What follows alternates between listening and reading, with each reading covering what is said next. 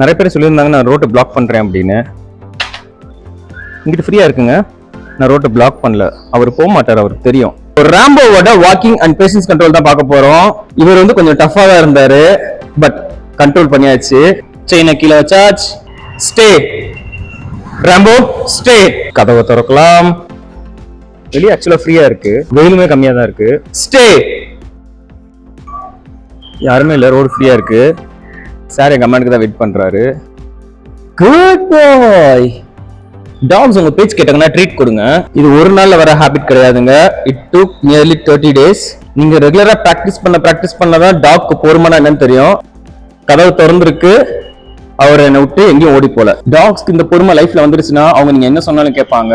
நான் செயினை கீழே வச்சாலுமே அவர் என் கமாண்டுக்கு தான் வெயிட் பண்ணுவாரு, என்னை விட்டு எங்கேயுமே போக மாட்டாரு. வாக்கிங் கூட்டு போறதுக்கு முன்னால எப்பயுமே ஒரு 2 to 3 minutes அவங்க உட்கார வச்சு அதுக்கப்புறம் வாக்கிங் கூட்டு போங்க. டாக்ஸ் வாக்கிங் போகும்போது உங்களுக்கு இழுக்க கூடாது. ஏன்னா சில டாக்ஸ் எல்லாம் பாத்தீங்கன்னா தரன்னு இழுத்துட்டு போவாங்க. அப்படி இல்லாம இருக்கிறதுக்கு ரொம்ப நல்ல விஷயம். டாக்ஸ் ஸ்மெல் பண்ண விடுங்க. ஸ்மெல் பண்றதுதான் டாக்ஸோட ஒரு லவ்னே சொல்லலாம். Slow slow. உள்ள போனா பிஸ்கெட். ஓகே, உள்ள போனா பிஸ்கெட். உள்ள போலாம். Come come. குட்.